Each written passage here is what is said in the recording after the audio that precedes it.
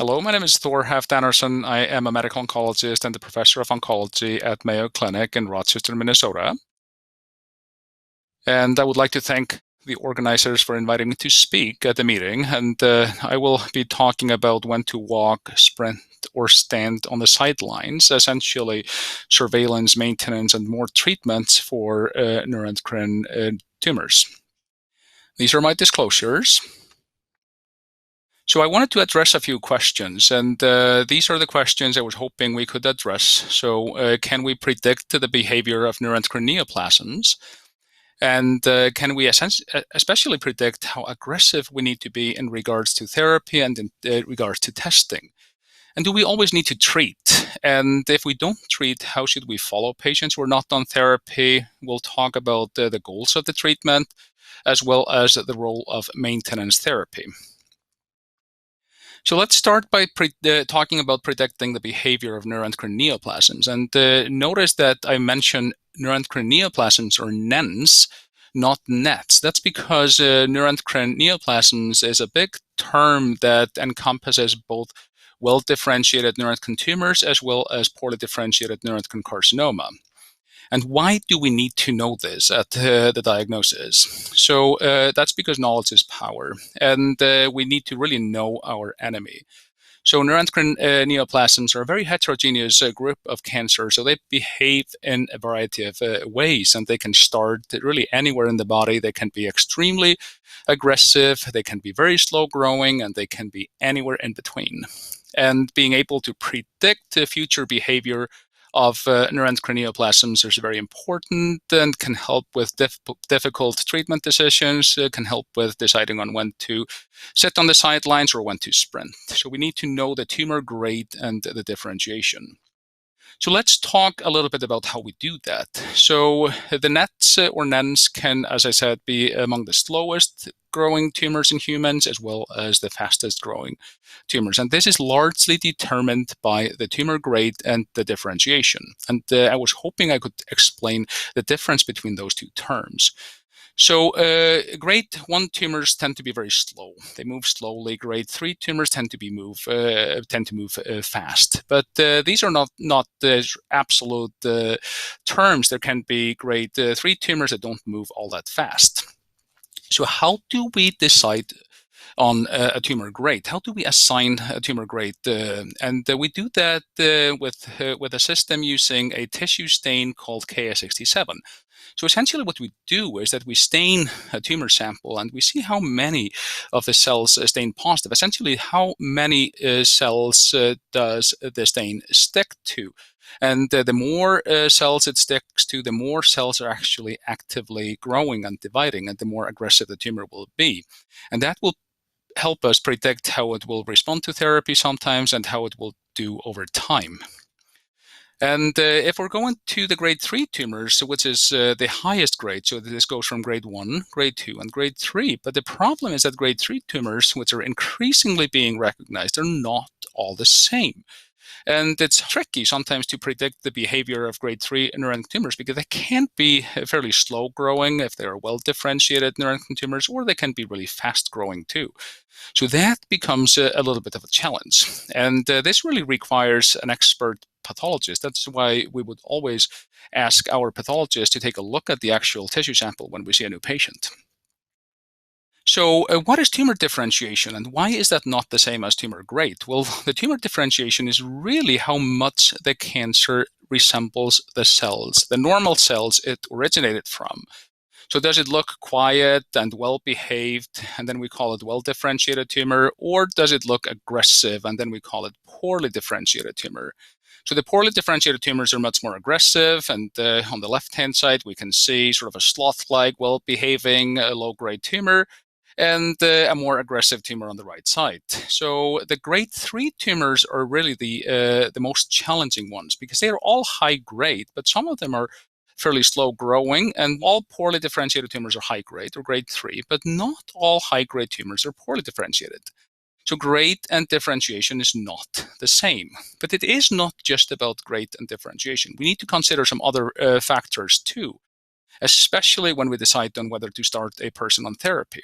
So we need to know how much tumor there is. Is there a lot of tumor? Are there other organs in danger because of tumor extent? And are there symptoms, especially symptoms of bulky tumors causing pain or pressure in other organs, or symptoms of hormone production?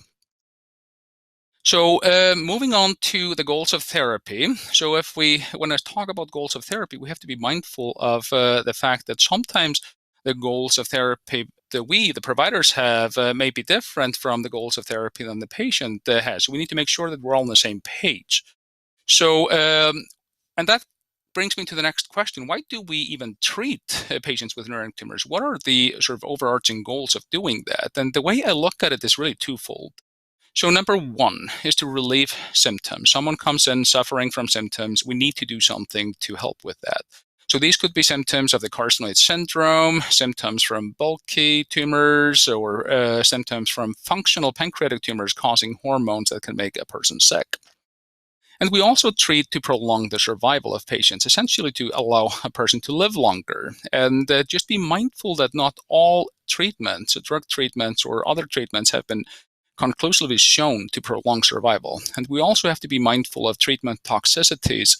So all treatments have side effects, and it can be easy to harm a person with therapy. And that doesn't have to be just physical harm, but also can be financial harm. These treatments can be very expensive.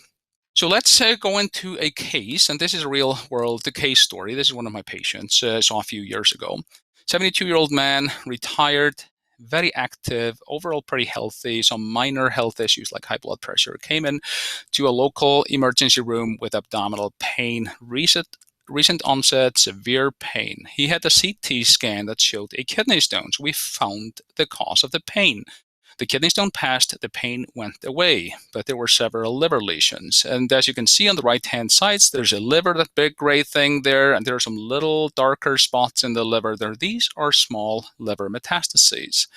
And this is a dotatate PET. And here is a small bowel tumor. This is the primary tumor sitting in the small bowel, and there were some liver metastases as well.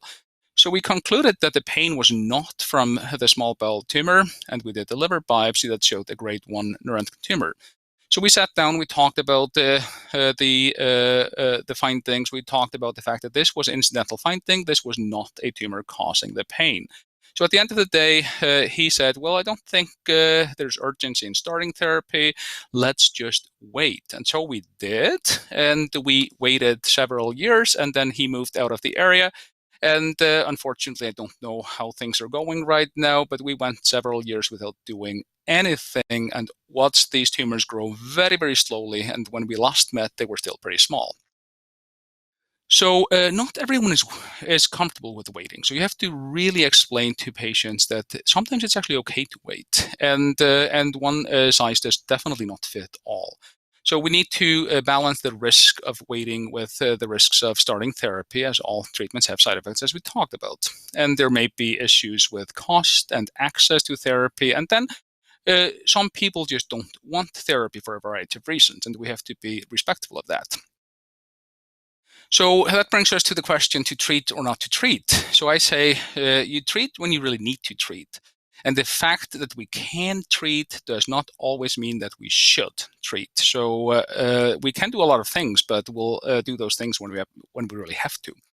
But these are some rules of thumb. So if you have a poorly differentiated neuroendocrine carcinoma, those tend to be very aggressive, and they typically require urgent therapy. But sometimes persons may be elderly, frail, and they may not want treatment directed against the tumor, and some people just want to be kept as comfortable as possible. So you need to probe these questions, and you really need to establish the goals and the patient's wishes. And then patients with extensive neuroendocrine tumor and with high tumor burden, they should probably be offered therapy as well, because they can have symptoms from compressive tumors or hormone production.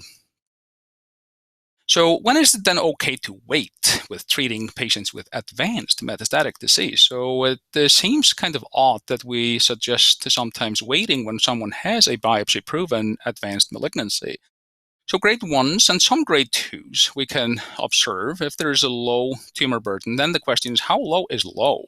So the person I showed you had small liver metastases, mostly less than 1 or 2 centimeters. That was not a whole lot of tumor. There can't be any concerning symptoms, such as troublesome symptoms of carcinoid syndrome like diarrhea and flushing, and no mechanical problems, bowel obstruction, or tumors pushing on other organs. There has to be good access to follow-up care, especially if things happen. We need to be able to bring people in quickly to take a look. And then obviously this is a shared decision making. We have to talk to the patient and explain all of the options as objectively as we can. So this is reflected in the current National Comprehensive Cancer Center guidelines. So these are the guidelines that many oncologists use in practice. And this is taken from the page that talks about treatment of patients with advanced or metastatic disease. And as you can see highlighted here, asymptomatic or absence of symptoms, low tumor burden, we can actually observe with imaging. We don't have to treat. This is clearly in the guidelines, as you can see. But if there are symptoms, obviously we have to go after those. So, and people would say, well, wait, is this really supported by data? Can we really do this? How do we know it's safe to wait? And we actually do have some data. So there was a study called the LACNETS trial, patients with relatively low-grade neuroendocrine tumors that were advanced, and 200-some patients, they were randomized either to placebo or a drug called lanreotide, which you may recognize. And then the patients who got the placebo, they went for an average of 18 months without tumor progression. So as you can see, they did pretty well. The tumors ended up growing in more of the placebo group patients than the others, and eventually they had to be switched. But in terms of overall survival, meaning the life expectancy, there was really no difference. And so that is, I think, a fairly strong argument for us being able to wait in select patients. So let me show you another real-world case story. This is actually a fairly recent case. So a 68-year-old woman who had the small bowel neuron tumor resected 12 years ago. And then over the last few years, slowly worsening diarrhea and flushing, and then more recently shortness of breath and the lower extremity swelling. Some weight loss, and she was starting to feel some fullness in her abdomen. So she was found to have a very large liver tumor, and on echocardiogram, severe carcinoid heart disease and very high plasma 5-HIAA. So as you can see there, this tumor lights up very bright. So this was really a solitary liver metastasis, which was making a lot of serotonin, causing a lot of problems, and also just causing weight loss and the discomfort. So we did the liver biopsy. This was a grade 1 neuroendocrine tumor. So should we treat this person? Well, the first case also had the grade 1 neuroendocrine tumor. Can't we just wait here as well? And in this person, no, we actually can't. There are notable differences here. So this is a large tumor. It's causing a lot of symptoms, and she has complications of her tumor, including carcinoid syndrome and carcinoid heart disease. So what we ended up doing was a bland liver embolization just to stop this from making serotonin. She felt a whole lot better, and now we're getting prepared for valve surgery and eventually liver surgery. I actually saw another patient this week who was in this same situation 3 years ago and is now without evidence of disease after having had heart surgery and liver surgery. So sometimes I call this the art of doing nothing, but doing nothing is really not doing nothing, because waiting and watching someone carefully is really not doing nothing. We're actually just not using drug therapy or other therapy. We're monitoring people closely. So doing nothing is really not a correct description, but I just like the art of doing nothing. So we're waiting. So now what? So the surveillance depends on the situation. So tumor grade, extent, symptoms, and all of the things I talked about before, and the comfort level of the patient and the family, and then available resources like access to care and things like that. If something were to happen, can you get in quickly and have it looked at? So when in doubt, this is my rule, when in doubt, see patients more often. You don't have to scan every time. So clinic visits every 2 to 4 months. If you're in doubt, maybe every 2 months. And if things are stable over time, we can sometimes extend this and even up to 6 or even 12 months. There are people who are not on therapy in my clinic I see once a year. And the most important tools is just to sit down with the person, either in person in the clinic or on the screen, because now we do a lot of that.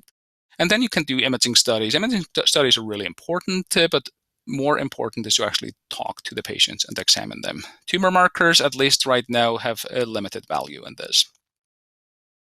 So let's talk briefly about what to do after surgery, because that's another situation where we like to do nothing or just wait. So adjuvant therapy, so drug therapy after surgery, has no proven value. So we typically don't do that after resecting or removing well-differentiated neuron tumors. But there may be some benefit of doing that in more aggressive tumors. So we scan, and at regular intervals, we meet with people, we do blood work, and typically 3 to 6 months after surgery, and then 6 to 12 months after surgery, up to 10 or even 15 years after surgery, because we want to make sure that we catch the tumors early enough if they come back. So let's briefly wrap up by talking about the essentials of neuroendocrine tumor therapy. And here I actually will talk about what we do for well-differentiated neuroendocrine tumors, and I will not go into the details of poorly differentiated neuroendocrine carcinoma, because that's a totally different disease. So how long to treat, with what, and when to change the treatment. So the duration of treatment, once you're on therapy for advanced or metastatic neuroendocrine tumors, you're typically on treatment for long term. So once on therapy, most people stay on therapy. There are some exceptions to that, of course. So most patients start with somatostatin analog therapy, either octreotide or lanreotide, and they continue that often throughout their illness indefinitely, especially if they have syndrome or like a carcinoid syndrome or a functional tumor that produces hormones. Then we typically like to have people stay on this treatment. So what are then the reasons for changing the treatment? Well, number one, the treatment is not effective. There is no reason to continue with treatment that's not effective. And then we move on to what we call the next line of therapy. But often, for some, at least for some people, we continue the somatostatin analog therapy. The options really depend on the type of the tumor. For small bowel neuroendocrine tumors, we have limited options. So it would be PRRT or lutetium-177, also known as Lutathera, everolimus, and then clinical trials and some other drugs we rarely use, such as interferon. For pancreas, we actually have more options, and we'll get into that a little bit more here. So another reason to stop or change the treatment is if the treatment is not well tolerated. If there's a lot of toxicity, really troublesome side effects, we really have to change the treatment.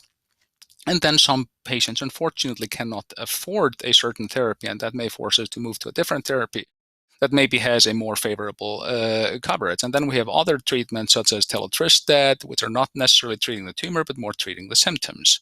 And then, of course, there are always the patients who just want to stop the treatment. And then we have to talk about, is that really safe because of the symptoms? And sometimes people just want to take a little break, get some normalcy back where they're not constantly coming in for treatment or taking a medication. So this is really my final slide, and I just wanted to quickly walk you through the differences in small bowel and pancreatic NET therapy, because these are the most common tumors we deal with. So for small bowel neuroendocrine tumors, we tend to start with a somatostatin analog therapy, such as octreotide or lanreotide, and when that is no longer working, we go to either PRRT or everolimus. We sit down, we talk about these options, and then jointly make a decision what to do next. At any point, if there is, let's say, progression within the liver or liver-only disease that we can treat with surgery or embolization, as one of the other speakers or some of the other speakers will talk about, we will do that. This all just really relates to drug therapy that I'm talking about right now. So we can address those things. Let's say if there's 1 or 2 liver metastases that are growing, we can certainly do something about that. But in terms of drug therapy, we have the PRRT and the everolimus or Afinitor, and possibly a kinase inhibitor after that. There's a drug on the horizon called surufatinib that is looking somewhat promising and hopefully will be studied in the US, and we can always look at clinical trials. So this is pretty much what we do for small bowel neuroendocrine tumors. For pancreatic neuroendocrine tumors, we have some other options. It makes sense to start with somatostatin analog therapy, but then once progression is noted on that, we have a number of other options: PRRT, everolimus, sunitinib, and chemotherapy with capecitabine and temozolomide, also known as CAPTEM. We sometimes even choose to start with chemotherapy, let's say if there's a lot of tumor and a lot of symptoms from the tumor, and we really want to see shrinkage early on.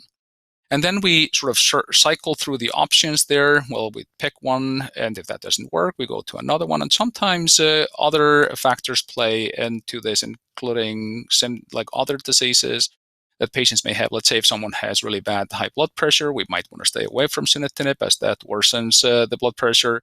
If someone has really bad diabetes, you want to stay away from Afinitor or everolimus because that can worsen diabetes. So there are more things that we have to factor into this than just the tumor itself. So once we've cycled through all of these options, we can look at other things like clinical trials. And that's actually what I wanted to bring up here, because at any given time, if your physician tells you, well, things are not really working as I hoped, you should ask about clinical trials, because thankfully there is a lot more clinical trial activity going on now than it was 10, 15 years ago. So this brings me to the end of my presentation, but I really look forward to taking questions from you. Thank you very much.